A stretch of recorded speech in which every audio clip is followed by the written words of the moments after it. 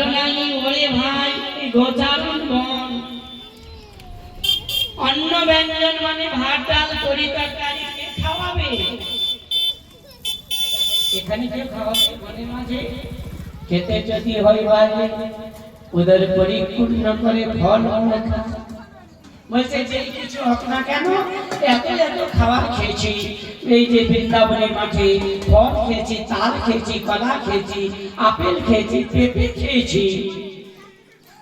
কিন্তু খেতে খেতে মুখটা আমার নিরাশ হয়ে গেছে তাহলে একটু যদি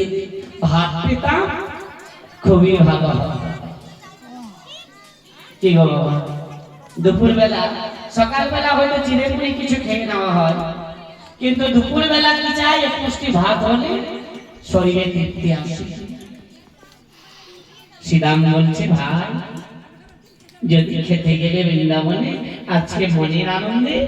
একটু ভাত খাবো অন্ন খাবো গোবিন্দ আমার বলছে ঘরে দাঁড়িয়ে বলে ভাই গোচারণ বনে আমি অন্ন ব্যঞ্জন আদি দেবে যেখান থেকে হোক না কেন তোমাকে আনতেই হবে তখন গোবিন্দ বলছে শ্রীরাম ভিক্ষা করতে যাবি ওই সামনে যা ওই সামনে একটি গ্রাম আছে গ্রাম ওই গ্রামটা কি আছে ব্রাহ্মণপাড়া না না না ব্রাহ্মণপাড়া ব্রাহ্মণপাড়া ওই সামনে একটি গ্রাম দেখা যায় ব্রাহ্মণপাড়া তো ব্রাহ্মণপাড়ায় কি হয়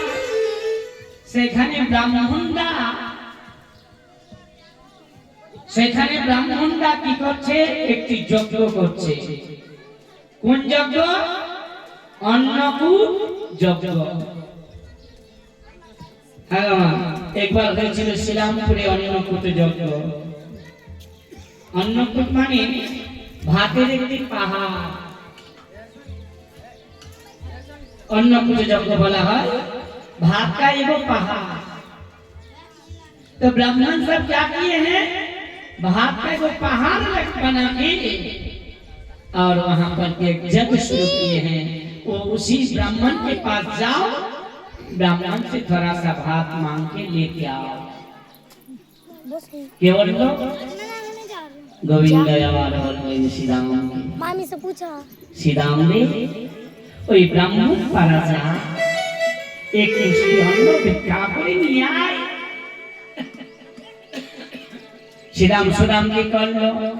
অগো শ্রীরাম আসু দাময়াবি